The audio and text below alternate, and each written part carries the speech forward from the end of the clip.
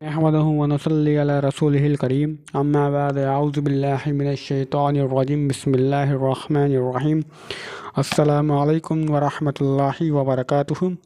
تمام معزز سامعین و ناظرین کا آج کی کلاس کے اندر خوش آمدید۔ اور آج کی کلاس کے اندر ہم ڈسکس کریں گے غزوہ تبوک کو۔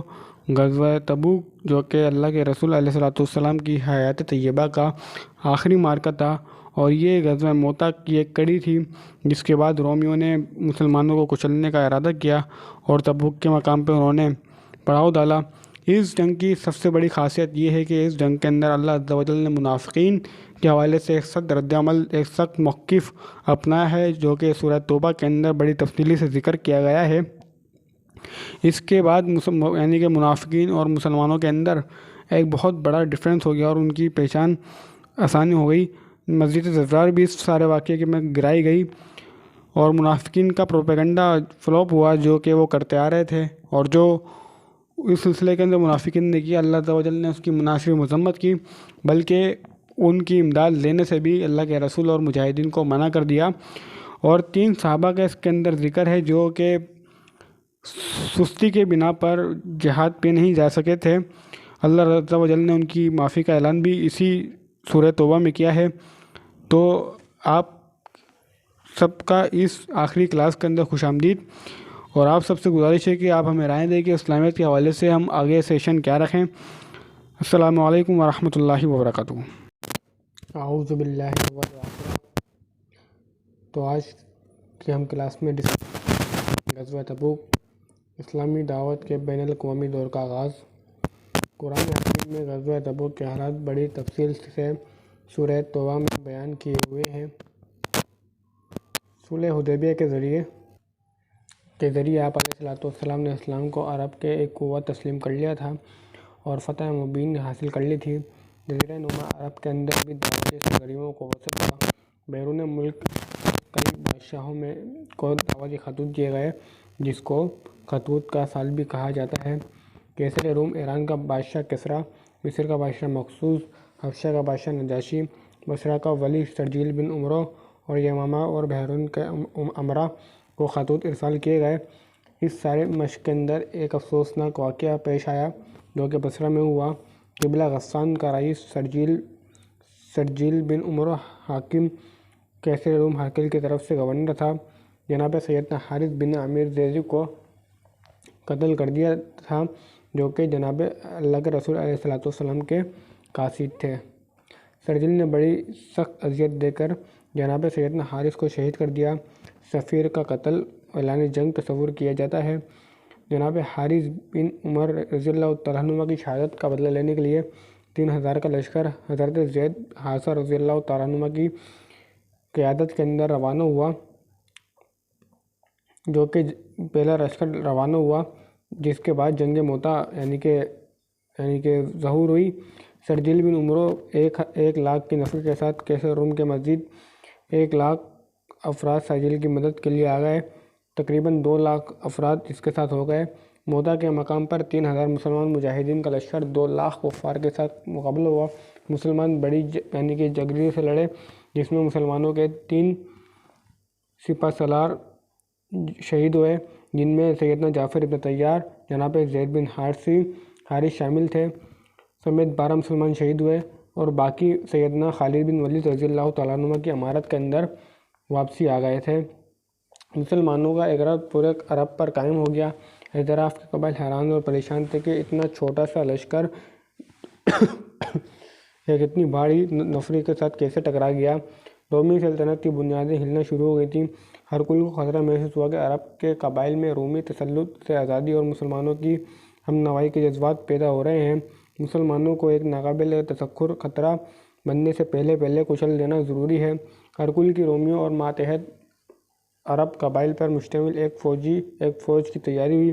مسلمانوں کے خلاف فیصلہ کن اقدام اٹھایا گیا، اور ہرقل کی جنگی تیاریوں کو اللہ کے رسول کو بذریعہ وحی اطلاع مل گئی۔ اللہ کے رسول صورتحال کا وقت یعنی کہ دقت نظر سے جائزہ لے رہے تھے۔ اللہ کے رسول کو محسوس ہوا کہ اگر رومیوں کو ان کے عزائم سے باز نہ رکھا گیا تو مسلمانوں کے زیر اثر علاقے میں داخل ہو کر مدینے میں پیش قدمی کر سکتے ہیں۔ مسلمانوں کی فتوحات سے جو جہالت دم توڑ گئی تھی وہ دوبارہ زندہ ہو جائے گی۔ منافقین مدینہ پر گردش زمانہ کے منتظر ہو گئے۔ پیچھے سے عین اس وقت مسلمانوں کی پیٹھ میں خنجر گھونپنے کا منصوبہ بنایا آگے سے رومیوں کا کریلا اور خون ریز حملہ کر رہا ہوگا۔ اسی طرح ساری کوشش رائگاں جائیں گی۔ آپ اور آپ کے صحابہ نے اسلام کی نشر و اشاعت میں صرف بہت ساری کامیابیاں ناکامیوں میں تبدیل ہو جائیں گی۔ طویل خونریزی جنگوں اور مسلسل فوجی دوڑ دھوپ کے بعد جو حاصل کی گئی تھیں۔ لہٰذا باوجود اسباب کی قلت کے آپ علیہ السلام نے خود آگے بڑھ کر اقدام کرنے کا فیصلہ کیا۔ آپ نے فیصلہ کیا کہ رومیوں کو دارالاسلام کی طرف پیش قدمی کی مہلت دیے بغیر خود ان کے علاقے میں داخل ہوا جائے اور ان کے خلاف ایک فیصلہ کن جنگ لڑی جائے۔ آپ کو اطلاع ملی کہ ہرقل تبوک کے مقام پر اپنی افواج کو منظم کر رہا ہے، لہٰذا آپ نے تبوک کی جانب سفر کی تیاریاں شروع کر دیں۔ غزوہ تبوک نبی علیہ السلام کی حیات طیبہ کا آخری اور مشکل ترین معرکہ تھا۔ غزوہ احزاب سے بھی زیادہ اس میں شدید آزمائشیں تھیں۔ سفر تبوک کے حوالے سے مسلمانوں کو مندرجہ ذیل مشکلات کا سامنا تھا۔ ایک وقت کی بڑی طاقت سلطنت روما کے ساتھ مسلمانوں کا ٹکراؤ، دوسری گرمی کی پوری شدت، تیسری سفر انتہائی طویل، تبوک مدینہ سے تقریباً 700 کلومیٹر کے فاصلے پر ہے، چوتھا خوراک کی کمی، 2 ساتھیوں کا روزانہ ایک کھجور پر گزارا کرنا، پانچواں سواریوں کی کمی، 18 ساتھیوں پر تا باری باری ایک اونٹ پر سوار ہونا۔ یہ تقریباً 5 مشکلات تھیں جو کہ مسلمانوں کو درپیش تھیں۔ چھٹی کہ کھجور کی فصل تیار ہونے کے قریب تھی۔ فصل بروقت نہ اتاری جائے تو درخت کے اوپر ہی ضائع ہو جائے گی۔ مرد سفر پر، خواتین کے لیے پیچھے رہنا ناممکن تھا۔ فصل کے ضائع ہونے کی ہر صورت میں آئندہ کے لیے بھی خوراک کی قلت کا اندیشہ تھا۔ جو 5-6 جو بڑی چیلنجز تھے مسلمانوں کو، وہ اکنامک بھی تھا، سوشلی بھی تھا اور نفری کا بھی تھا۔ دور نبی میں واحد موقع تھا کہ نفیر عام کا حکم دیا گیا، کوئی غزل لاحق کو رخصت کی اجازت حاصل کرنا، مزید انفاق کا مطالبہ۔ نبی علیہ السلام کا عام دستور تھا کہ کسی غزوے کا ارادہ کرو کسی اور جانب سے کرتے، دشمن کو خبر نہ پہنچے کہ تبوک میں صورتحال کی نزاکت کا، اسباق کی قلت، مسلمانوں کی سختی۔ آپ علیہ السلام کا صاف صاف اعلان ہوا، رومیوں سے جنگ لوگوں کے لیے مکمل تیاری کر لیں۔ یہ اللہ کے رسول کی حتمی جسے کہتے ہیں وارننگ جاری کر دی۔ سورۃ توبہ 6 رکوع کے اندر غزوہ تبوک پر تبصرہ کیا گیا۔ بڑے جھنجھوڑنے کے اسلوب میں اللہ رب العزت کی راہ میں نکلنے کی تلقین ہوئی۔ اللہ رب العزت نے فرمایا، یا ایھا الذین آمنوا، اے ایمان والو، ما لکم اذا قیل لکم، تمہیں کیا ہو گیا ہے کہ جب کہا گیا تم سے، فرو فی سبیل اللہ، کہ نکلو اللہ کی راہ میں، ثاقلتم الی الارض، تو تم چمٹ کر رہ گئے زمین سے، ارضیتم بالحیاۃ الدنیا من الآخرۃ، کیا پسند کر لیا ہے تم نے دنیاوی زندگی کو آخرت کے مقابلے میں، فما متاع الحیاۃ الدنیا فی الحیاۃ الا قلیل، کہ نہیں ہے ساز و سامان دنیاوی زندگی کا آخرت کے مقابلے میں مگر بہت تھوڑا۔ اللہ رب العزت نے پھر آگے چل کے فرمایا آیت نمبر 39 میں، الا تنفروا، اگر نہ نکلو کہ تم، یعذبکم، تو سزا دے گا اللہ تم کو، عذابا علیما، دردناک سزا، ویستبدل، اور لے لے گا تمہاری جگہ، قوما غیرکم ولا تضروہ شیئا، تو دوسری قوم کو، اور نہ بگاڑ سکو گے تم اس کا کچھ،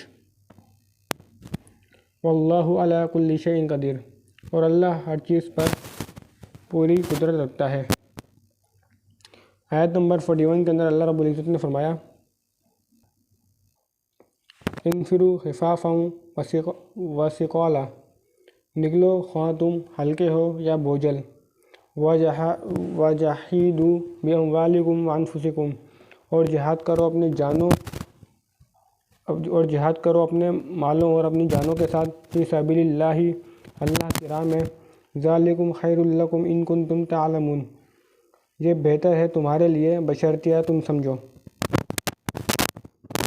ہلکے اور بوجھل کے دو مفہوم ہیں، ایک خواہ تم خالی ہاتھ ہو یا تمہارے پاس ساز و سامان ہو، دونوں صورتوں میں اللہ رب العزت کی راہ میں نکلو۔ دوسرا ہے طبیعت میں آمادگی یا طبیعت پر جبر۔ ان حدیث سے اللہ کے رسول نے فرمایا، اللہ سمیع والطاعتی فی العسری ویسری وما نشکم۔ سفر تبوک انتہائی مشکل موقع تھا، نفیر عام یعنی کہ عام کا حکم ہوا، جواب کے لیے عطیہ کی اپیل کی، دودھ کا دودھ اور پانی کا پانی جدا ہو گیا۔ اس معرکے کے بعد صاحب ایمان علیحدہ ہو گئے اور منافقین علیحدہ۔ سورۃ توبہ میں منافقین کے حوالے سے اس سلسلے کے اندر شدید ترین آیات نازل کی گئی ہیں۔ منافقین میں سے بعض جھوٹے بہانے بنا کر اور جھوٹی قسمیں کھا کر سفر سے پہلے ہی رخصت حاصل کر چکے تھے۔ کچھ کا اس ناپاک امید پر رخصت نہیں لیا تھا کہ اب مسلمان واپس نہیں آ سکیں گے، البتہ جب اللہ نے مسلمانوں کو سرخرو کر کے واپس کر دیا تو پھر آ کر ان سے معذرتیں کرنے لگے۔ اللہ رب العزت نے آیت نمبر 42 سورۃ توبہ میں فرمایا کہ لو کان عراضا قریبا، اگر ہوتا آسانی سے حاصل ہونے والا فائدہ، وسفارا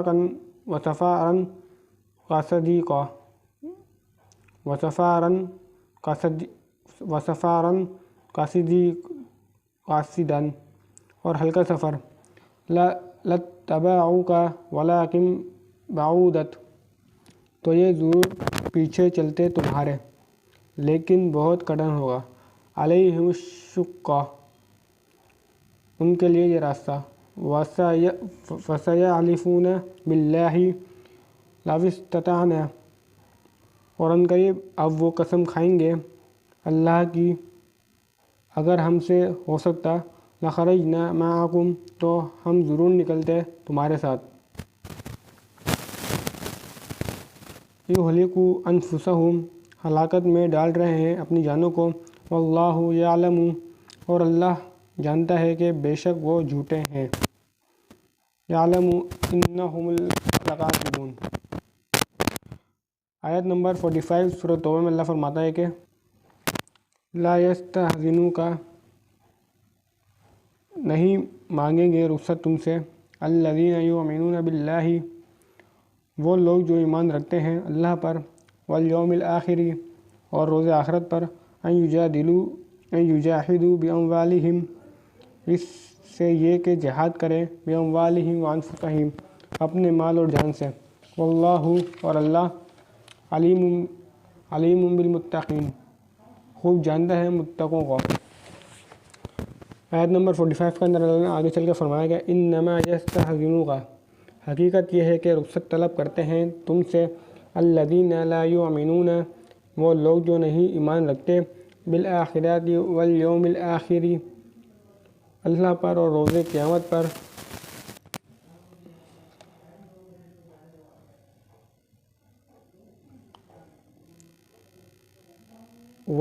وارتابت، اور شک میں مبتلا ہیں، قلوبہم، ان کے دل، فہم فی ریبہم، اور اپنے ہی شک میں ہیں، یترددون، شک میں بھٹک رہے ہیں۔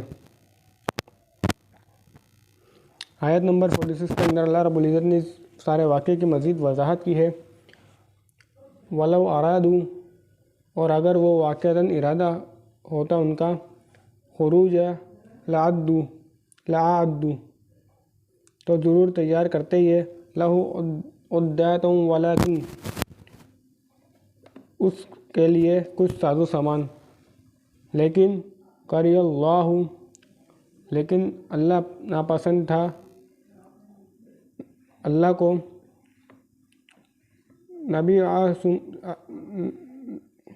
اللہ بعثہم، ان کا اٹھنا اور نکلنا، فثبتہم، لہذا اس نے ان کو سست کر دیا، وقیل اقعدوا، اور اس نے کہہ دیا کہ بیٹھے رہو، مع القاعدین، بیٹھے رہنے والوں کے ساتھ۔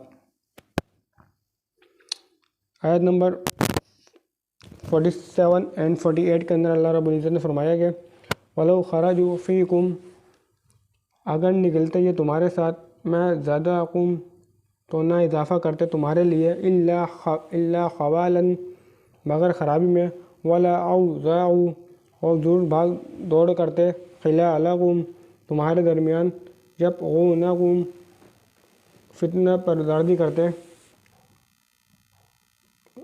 یبغونکم الفتنہ، وفیکم، اور تمہارے اندر، سماعون، جو کان لگا کر سنتے ہیں، لہم، ان کی باتیں، واللہ علیم بالظالمین، اور اللہ خوب جانتا ہے ان ظالموں کو۔ لقد تبغوا، یقیناً کوشش کی تھی ان لوگوں نے، فتنتی، من قبل، اس سے پہلے بھی، وقلبوا، اور الٹ پلٹ کر دیا تھا، لکم الامر، حتی جاء الحق، تمہارے معاملات کو یہاں تک کہ آ گیا سچا وعدہ، وظہر الامر اللہ، اور غالب ہوا اللہ کا حکم، وہم کارہون، جبکہ وہ اسے ناپسند ہی کرتے رہے۔ ایک خاص منافق کا غدر کا بیان، آیت نمبر 49، اللہ رب العزت نے فرمایا،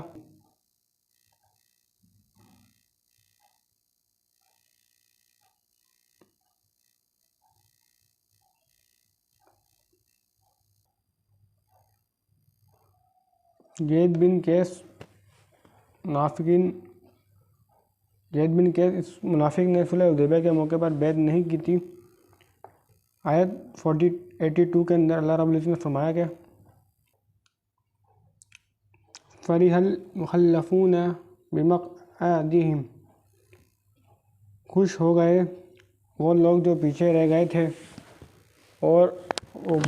تھے اپنے گھر بیٹھے رہنے پر، خلاف رسول اللہ سے جدا ہو کر، وکارہوا ان یجاہدوا، اور ناگوار گزرا انہیں کہ وہ جہاد کریں، باموالہم وانفسہم، اپنے مالوں سے، اپنی جانوں سے، فی سبیل اللہ، وقالوا، اللہ کی راہ میں، اور انہوں نے کہا، لا تنفروا فی الحر، مت خرچ کرو سخت گرمی میں، قل نار جہنم، کہو کہ جہنم کی آگ، اشد حرا، اس سے زیادہ گرم ہے، لو کانوا یفقہون، کاش سمجھتے وہ یہ بات، فلیضحکوا قلیلا، سو اب یہ چاہیں گے یہ لوگ ہنسیں کم، ولیبکوا کثیرا، اور روئیں زیادہ، جزاء بما کانوا یکسبون، بدلے میں اس کے جو یہ کماتے رہے۔ فَإِن رَجَعَاكَ، پھر اگر واپس لے جائے تمہیں، اللہ الی طائفۃ منہم، اللہ ان کے کسی گروہ کی طرف، فاستأذنوک، اور یہ تم سے اجازت طلب کریں، للخروج، نکلنے کی جہاد سے، فقل لن تخرجوا معی ابدا، تو کہہ دینا ہرگز نہیں نکل سکتے تم میرے ساتھ کبھی، ولن تقاتلوا معی عدوا، اور ہرگز نہیں جنگ کر سکتے تم میرے ساتھ مل کر کسی دشمن سے۔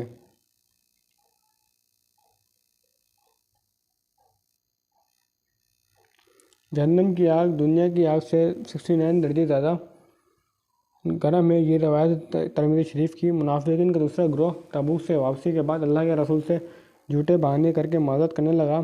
اس سلسلے میں آیت نمبر 94 اور 96 کے اندر اللہ رب العزت نے اس سارے معاملے کا نقشہ کھینچا ہے۔ یعتذرون الیکم، بہانے بنائیں گے تمہارے سامنے، اذا رجعتم، جب تم واپسی جاؤ، الیہم، ان کے پاس، قل لا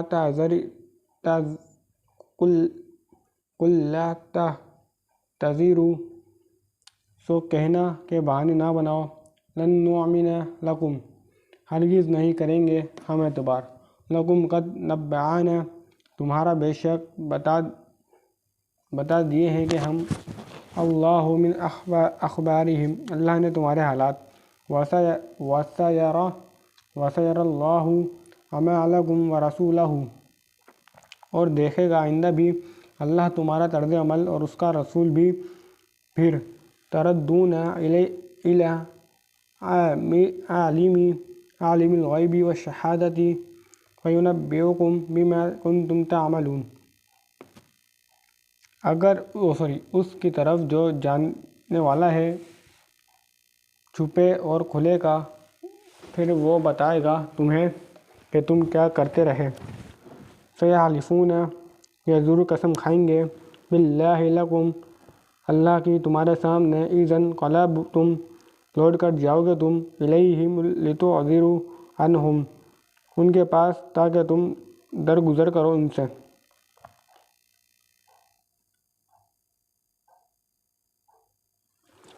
فَأَعْرِضُوا عَنْهُمْ، تو چھوڑ دو تم ان کو ان کی حالت پر، اِنَّهُمْ رِجْسٌ وَمَأْوَاهُمْ جَہَنَّمُ، بے شک وہ سخت ناپاک ہیں اور ان کا ٹھکانہ جہنم ہے۔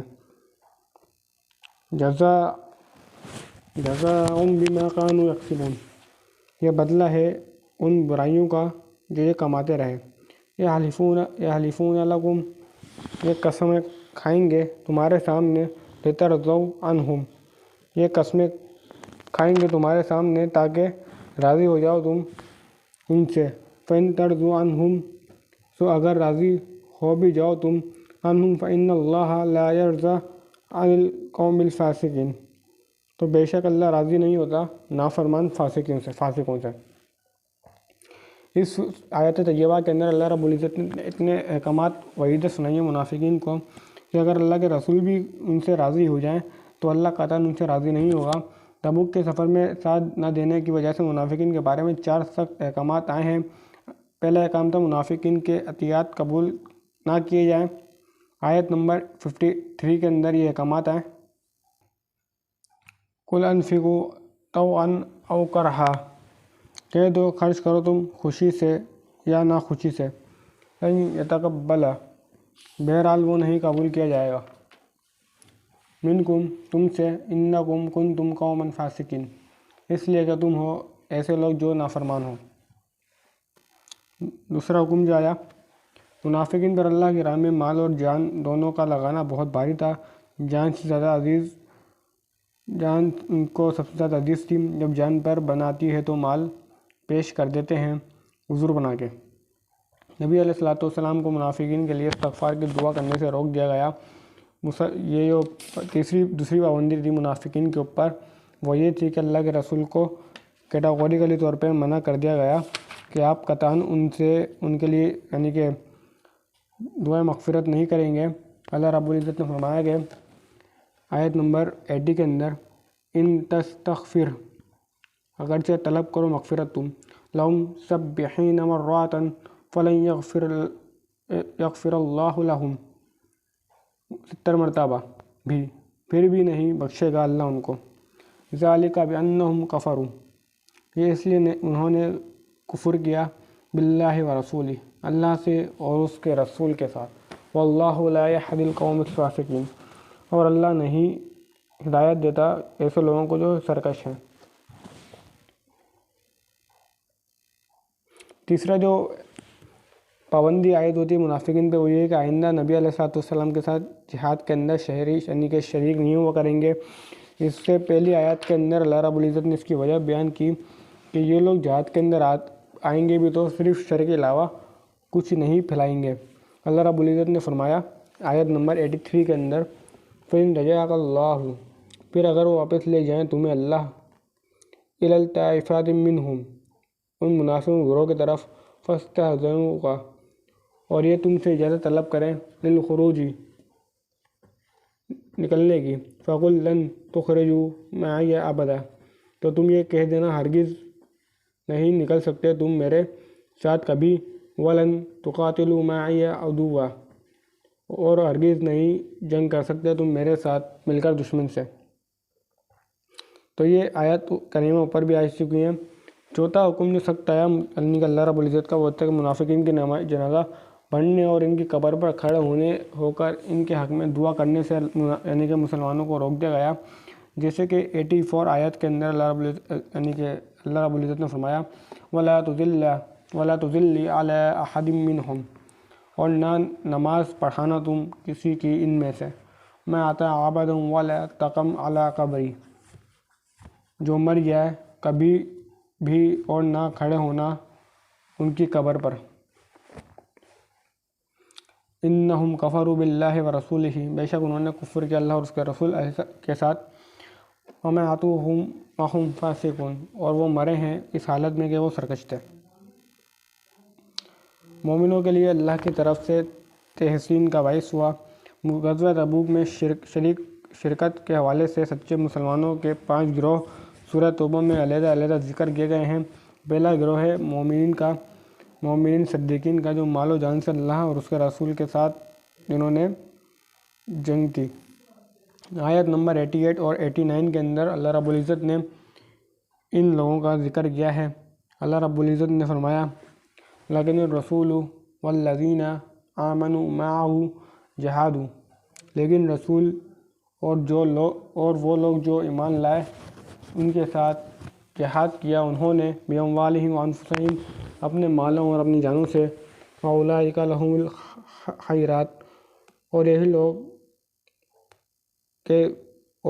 لوگ ہیں کہ ان کے لیے تمام بھلائیاں، واولئک ھم المفلحون، اور یہی وہ لوگ ہیں فلاح پانے والے۔ اعد اللہ لہم، تیار رکھی ہے اللہ نے ان کے لیے، جنات تجری من تحتہا الانہار، ایسی جنتیں کہ بہتی ہیں ان کے نیچے سے نہریں، خالدین فیہا، ہمیشہ رہیں گے یہ لوگ اس میں، ذالک الفوز العظیم، ان میں اور یہی ہے عظیم کامیابی۔ صحابہ کرام کی بے نظیر مثالیں۔ صحابہ کرام کا انفاق۔ سیدنا عمر رضی اللہ تعالیٰ عنہ، دل میں خیال آج ابو بکر پر سبقت لے جائیں، اس وقت مال میں بھی بہت کشیدگی تھی، آدھا مال لے کر اللہ کے رسول علیہ الصلوۃ والسلام کی خدمت میں حاضر ہوئے۔ یوم غدا جب نفیر عام ہوا تو صحابہ کرام رضوان اللہ علیہم اجمعین نے اپنا سارا کا سارا مال جو ان سے توفیق ہوا اللہ کی راہ میں خرچ کیا۔ جناب سیدنا فاروق اعظم رضی اللہ تعالیٰ عنہ کی اس میں مثال دی جا رہی ہے۔ نبی علیہ الصلوۃ والسلام کو سوال ہوا، عمر کتنا مال لائے ہو؟ اللہ کے رسول آدھا مال۔ اللہ کے رسول اس پہ بہت خوش ہوئے۔ ابو بکر پورا مال لے کر اللہ کے رسول کی خدمت میں حاضر ہوئے۔ اللہ کے رسول نے سوال کیا، ابو بکر کچھ خیبر بھی چھوڑا ہے؟ ابو بکر نے فرمایا اللہ اور اس کے رسول کا نام۔ اس پہ جناب سیدنا صدیق اکبر امیر المومنین نے فرمایا ابو بکر پر کوئی سبقت نہیں لے جا سکتا، پروانے کو چراغ ہے بلبل کو پھول کی بس، صدیق کے لیے خدا کا رسول بس۔ صدیق اکبر رضی اللہ تعالیٰ عنہ کے احسانات کا بدلہ اللہ دیں گے۔ اللہ کے رسول نے فرمایا میں نے ابو بکر کے علاوہ تمام لوگوں کے احسانات کا بدلہ چکا دیا ہے، ابو بکر کے احسانات کا بدلہ قیامت کے دن اللہ ہی چکائے گا۔ مجھے کسی کے مال نے اتنا نفع نہیں دیا جتنا ابو بکر کے مال نے دیا، اگر میں کسی کو خلیل بناتا تو ابو بکر کو بناتا، لیکن تمہارے صحاب تو اللہ کے خلیل ہیں۔ ترمذی شریف کی روایت ہے۔ جناب سیدنا عثمان رضی اللہ تعالیٰ عنہ نے اس سارے سلسلے کے اندر 900 اونٹ دیے، 100 گھوڑے دیے، 1000 دینار صدقہ کیا۔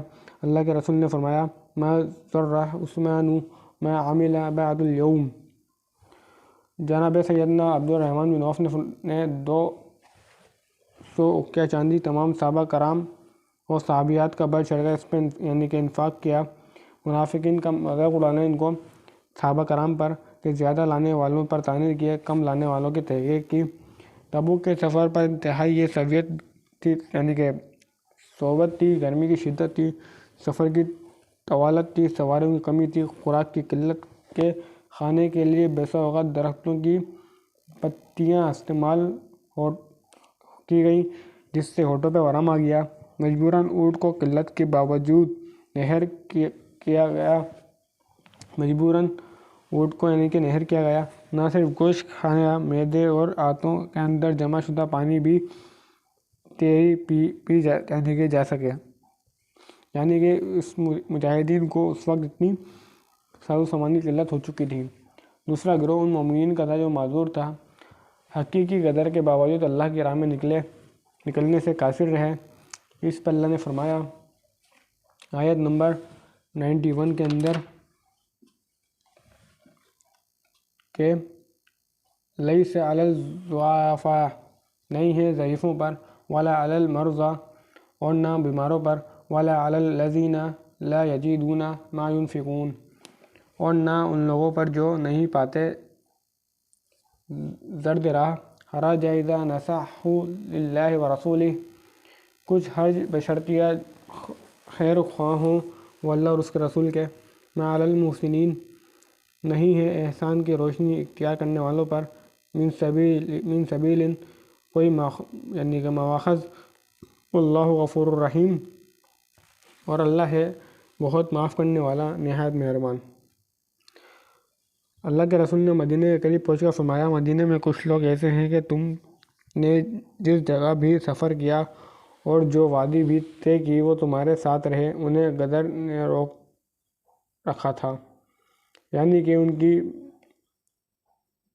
اللہ کے رسول نے فرمایا کہ مدینہ میں کچھ لوگ ایسے بھی ہیں کہ تم نے جس جگہ بھی سفر کیا اور جو وادی بھی تم نے طے کی وہ تمہارے ساتھ رہے، انہیں غدر نے روک لیا، یعنی کہ اللہ کے رسول کہنا یہ چاہ رہے ہیں کہ انہوں نے اپنی نیت ان کی ایسی تھی کہ انہوں نے اس سارے مرحلے کے اندر جو ہے اللہ کے راستے میں جہاد کیا ہے بنفس نفسی، جیسے کہ آپ کر رہے ہیں۔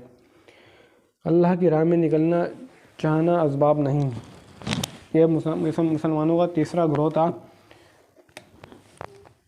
جس کے بارے میں فرمایا گیا، وَعَلَى عَلَى الَّذِينَ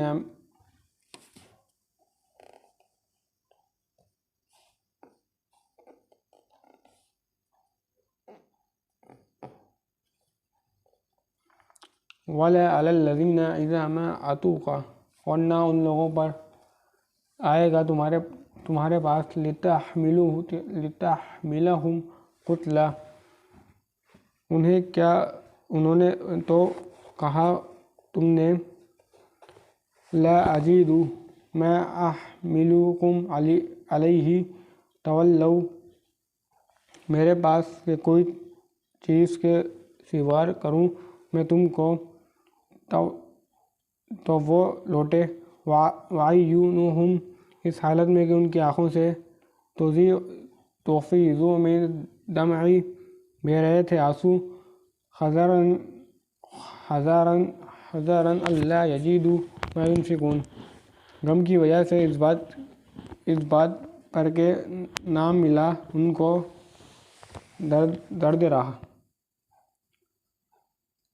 چوتھے وہ تھے بغیر کسی حقیقی قدر کے اللہ اور اس کے رسول کے ساتھ نہیں نکلے، اللہ کے رسول کی واپسی کا علم ہوا تو شرمندگی کا سامنا ہوا، رسول اللہ کا سامنا کیسے کیا جائے گا، خود کو ستونوں سے باندھ لیا، قسم کھائی کہ نبی علیہ السلام معاف کریں اور خود اپنے ہاتھوں سے کھولیں۔ یہ واقعہ تھا کہ ان صحابہ کا جو کہہ رہے تھے کہ ہمارے پاس تو سواریاں بھی ہیں ہم تیزی سے جا کے لشکر کو جوائن کر لیں گے، لیکن سستی کے باعث وہ ہاتھ سے یعنی کہ لشکر کافی آگے جا چکا تھا، اور لیکن ان کے دلوں میں ذرا سا بھی نفاق نہیں تھا۔ وہ تین صحابہ تھے، جناب سیدنا کعب بن مالک، ہلال بن امیہ اور مرہ بن ربیعہ رضوان اللہ علیہم اجمعین، بغیر کسی حقیقی قدر کے غزوہ تبوک میں شرکت سے محروم ہوئے۔ اللہ کے رسول مدینہ واپسی آئے، نبی علیہ السلام کا سامنا وہ حاضر ہوئے، آپ کا تبسم فرمایا۔ صحابہ نے عرض کیا، ہم جھوٹے بہانے کر کے دنیا کی سزا سے بچ تو سکتے ہیں لیکن آخرت کے عذاب سے نہیں۔ غلطی کا اعتراف کر کے خود کو سزا کے لیے پیش کر دیا۔ آیت نمبر 102 کے اندر اللہ رب العزت نے فرمایا ان تین صحابہ کے لیے، وآخرون مرجون اور کچھ دوسرے ہیں جن کا معاملہ ملتوی ہے، لِأَمْرِ اللَّهِ اللہ کا حکم آنے پر، اما يعذبهم وَإِمَّا يَتُوبُ عَلَيْهِمْ خواہ سزا دے انہیں یا توبہ قبول فرما لے علیہم ان کی، واللہ علیم حکیم کیونکہ اللہ سب کچھ جاننے والا اور بڑی حکمت والا ہے۔ یہ ایک یعنی کہ جیسے کہتے ہیں آٹونومی اللہ کے رسول کو دے دی گئی۔ آیات کے نزول کے بعد تمام صحابہ کو اللہ کے رسول کا حکم کا انتظار رہا، تینوں ساتھیوں سے قطع تعلق رہا، بات چیت نے کی، لین دین سب منسوخ رہا، صحابہ کا عمل۔ رومی بادشاہ کعب بن مالک کو خط ہوا، اپنے پاس آنے کی دعوت دی، اعزاز و اکرام کا وعدہ ہوا۔ کعب بن مالک نے کہا کہ اے اللہ، ایک اور امتحان، اے اللہ کیا میرا ایمان اتنا کمزور ہو گیا ہے کہ کافر مجھے پیشکش کر رہے ہیں خط کو تندور میں پھینک کر جلا دیا۔ 4 روز بعد حکم ہوا بیویوں کو بھی ان کے والدین کے گھر بھیج دیا۔ 40 روز کے بعد حکم ہوا کہ بیویوں کو بھی ان کے والدین کے گھر بھیج دیا۔ تینوں حضرات کا عمل ہوا۔ اس معاملے میں زمین انتہائی تنگ کر دی گئی، دن رات گریہ وردی میں یعنی کہ ان صحابہ نے گزارے۔ 50 روز بعد اللہ کی طرف سے معافی کا اعلان ہوا۔ آیت نمبر 118 کے اندر اللہ رب العزت نے فرمایا کہ وَعَلَى ثَلَاثَةٍ، اور ان دنوں کو بھی الذین خُلِّفُوا، جن کا معاملہ ملتوی کر دیا گیا تھا، حتیٰ اذا ضاقت علیہم الارض، اور جب تنگ ہو گئی ان کے لیے زمین، بما رحبت، اور تمام تر وسعت کے باوجود، وضاقت علیہم، اور بار ہو گئی ان پر، انفسہم، اپنی جانیں، وظنوا ان لا ملجأ، اور جان لیا انہوں نے یہ کہ نہیں ہے کوئی جائے پناہ، ومن اللہ الا الیہ، اللہ سے بچنے کے لیے مگر خود اس کی ذات، ثم تاب علیہم، پھر مہربان ہو گیا اللہ ان پر، لیتوبوا، تاکہ وہ توبہ کر لیں۔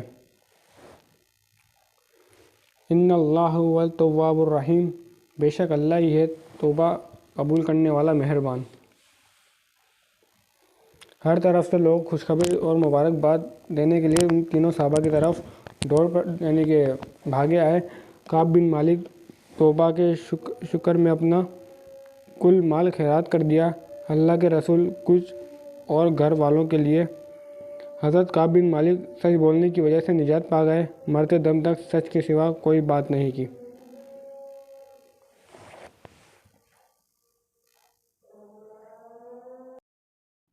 مقام ہجر وہ مقام ہے جہاں پہ قوم سمود کے آثار تھے اور وہاں ان پہ عذاب ہوا تھا۔ لشکر گزر حجر یعنی یار سمود سے ہوا۔ اللہ کے رسول کا صحابہ کرام کو ہدایت دی گئی یہاں کا پانی نہ پیا جائے، نماز کے لیے وضو نہ کیا جائے، البتہ اس کنویں سے پانی لینا ہے جہاں سے اونٹنی پانی پیا کرتی تھی۔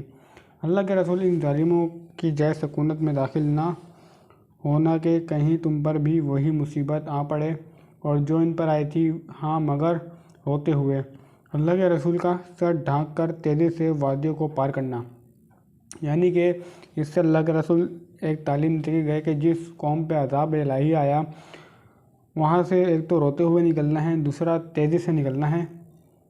غزوہ تبوک میں کوئی جنگ نہیں ہوئی، مسلمان تبوک پہنچے تو رومی پیچھے ہٹ گئے اور جنگ کی نوبت تک نہیں آئے۔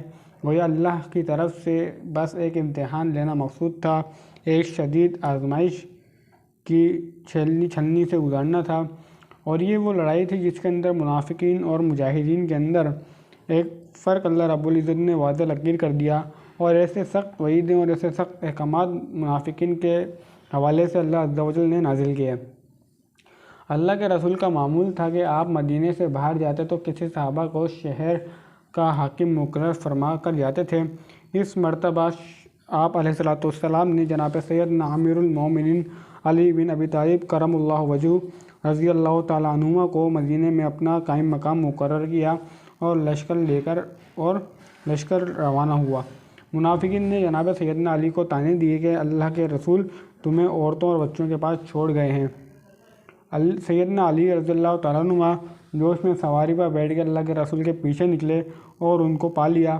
اللہ کے رسول سے ملاقات کر کے شکوہ کیا اور اللہ کے رسول نے سارے معاملے میں فرمایا، علی تم اس پر راضی نہیں ہو کہ تم مجھ سے وہ نسبت رکھتے ہو جو موسیٰ کو ہارون کے ساتھ تھی، لیکن میرے بعد کوئی نبی نہیں ہوگا علیہ السلام۔ اللہ کے رسول مزید زرار کا یہ واقعہ ہے۔ مزید جب تبوک تشریف لے جانے لگے تو منافقین نے عرض کی کہ ہم نے بیماروں اور معذوروں کے لیے ایک مسجد تیار کی ہے، آپ چل کر اس میں ایک مرتبہ نماز پڑھا دیں تاکہ وہ مقبول ہو جائے۔ آپ نے فرمایا کہ اس وقت میں مہم پر جا رہا ہوں۔ جب آپ تبوک سے واپس ہوئے تو صحابہ کرام کو حکم دیا کہ مسجد کو جا کے آگ لگا دو۔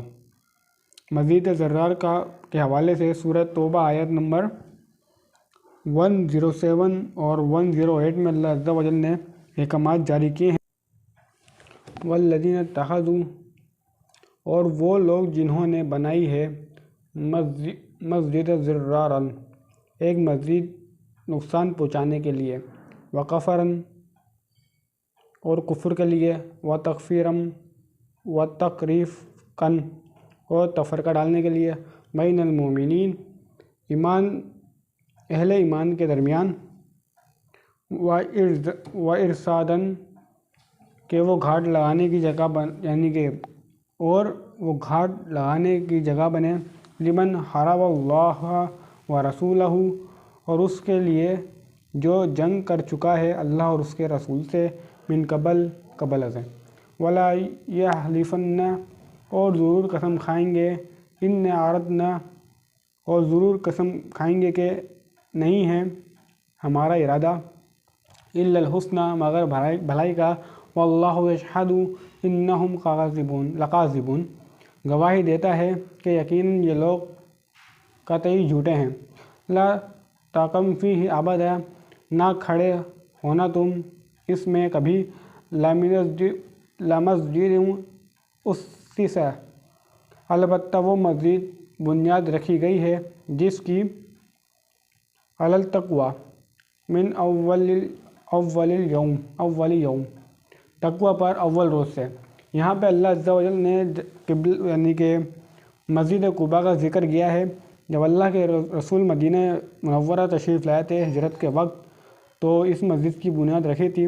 اللہ فرماتے ہیں کہ احق ان تقوم فیہ، زیادہ مستحق ہے اس بات کی کہ کھڑے ہو تم اس میں، فیہ رجال یحبون ان یتطہروا، ایسے لوگ ہیں جو پسند کرتے ہیں بہت زیادہ پاک رہنا، واللہ یحب المتطہرین، اور اللہ پسند کرتا ہے پاکیزگی اختیار کرنے والوں کو۔ رجب سن 9 ہجری، اللہ کے رسول 30,000 کے ساتھیوں کے ساتھ تبوک کی طرف روانہ ہوئے۔ اس سے پہلے مسلمانوں کا اتنا بڑا لشکر نہیں تھا۔ 15 روز آپ نے سفر، 15 روز آپ کا سفر جانے کا اور 15 روز آنے کا، یہ کل 30 تقریباً ایک مہینے کا ٹرنور ہے، 30 دن کا یہ جو جسے کہتے ہیں سفر ہے، ایک آنے کا ایک جانے کا۔ 20 دن تبوک میں قیام آپ علیہ السلام کی آمد سے قبل ہرقل علاقے میں موجود تھا، یعنی کہ یہ ٹوٹلی اگر دیکھیں وہاں پہ قیام اور آنا جانا کو یہ 50 دن کا سفر تھا۔ آپ کی آمد کی اطلاع پا کر پسپائی ہوئی۔ ہرقل تورات اور انجیل کا عالم تھا۔ ہرقل پر واضح تھا کہ آپ اللہ کے سچے نبی ہیں علیہ السلام۔ ہرقل کے اسلام قبول نہ کرنے کی وجہ بادشاہت ہرقل کی خواہش تھی کہ پوری رومی سلطنت آپ پر ایمان لا کر دائرہ اسلام میں داخل ہو جائے۔ ہرقل کی اس ارادے کی درباری اور مذہبی رہنماؤں نے شدید مخالفت کی۔ ہرقل کو یہ گمان نہیں کہ نبی بذات خود مقابلہ کے لیے تبوک آئیں گے۔ آپ کی آمد کی اطلاع ملتے ہی ہرقل پسپا ہوا اور نبی کے مقابلہ لازماً نتیجہ تصور کر کے چل گیا۔ نبی نے ہرقل سے مقابلہ کے لیے تبوک سے آگے پیش قدمی نہیں فرمائی، کیونکہ اللہ کے رسول سمجھ گئے تھے۔ تبوک میں قیام کے دوران آپ کے قریب و وجار میں آباد قبائل سے معاہدات ہوئے، اسلامی حکومت کی تابعداری کی اور خراج دینا ان لوگوں نے منظور کیا۔ پورے علاقے پر مسلمانوں کا داغ بیل گیا اور آپ کی جو کہ اسٹیٹ تھی مستحکم ہو گئی۔ آپ نے تبوک سے واپسی کا ارادہ کیا۔ واپسی میں اللہ کے رسول کا کھٹائی سے گزر ہوا، جس 12 منافقین کا اللہ کے رسول پر حملہ کیا۔ نبی علیہ السلام کے ساتھ عمار اور کہ حذیفہ بن یمامہ اور بقیہ صحابی کہ دور تھے۔ منافقین کو موقع غنیمت جان کر حملہ کا ارادہ کیا۔ منافقین کے چہروں پر ڈانٹے باندھے ہوئے حذیفہ کے آگے بڑھ کر منافقین کی سواری پر کہ ڈھال سے ضرب لگائی۔ منافقین مرعوب ہوئے اور فرار ہو کر دیگر ساتھیوں سے جا ملے، یعنی کہ جناب سیدنا حذیفہ رضی اللہ تعالیٰ عنہ نے ان سے ایک چھوٹی سی جھڑپ کی۔ اللہ کے رسول کا حذیفہ بن یمامہ کو منافقین کے نام بتائے اور اس کو راز میں رکھنے کی ہدایت دی۔ تبوک نبی علیہ السلام کی حجت طیبہ کا آخری غزوہ تھا اور اس کے ساتھ ہماری جو فوجی مہمات تھیں اللہ کے رسول علیہ السلام کی زندگی طیبہ کی، وہ مکمل ہوئی۔ اللہ عز و جل ہمیں سمجھنے اور عمل کرنے کی توفیق عطا فرمائے۔ اور اس سارے معاملے کے اندر ہم سے جو قرآن آیات یا پھر حدیث مبارکہ کوٹ کرنے میں کمی پیشی رہ گئی ہو تو اللہ رب العزت سے امید ہے کہ وہ ہمارے اس خطا کو معاف فرمائیں گے۔ اور اگر ہم اس ساری سیرت النبی کے یعنی کہ جہادی پہلو کا اگر ہم حق ادا نہ کر سکے تو اللہ عز و جل اسے بھی معاف فرمائے۔ السلام علیکم ورحمۃ اللہ وبرکاتہ۔ وما بلینا الا البلاغ المبین۔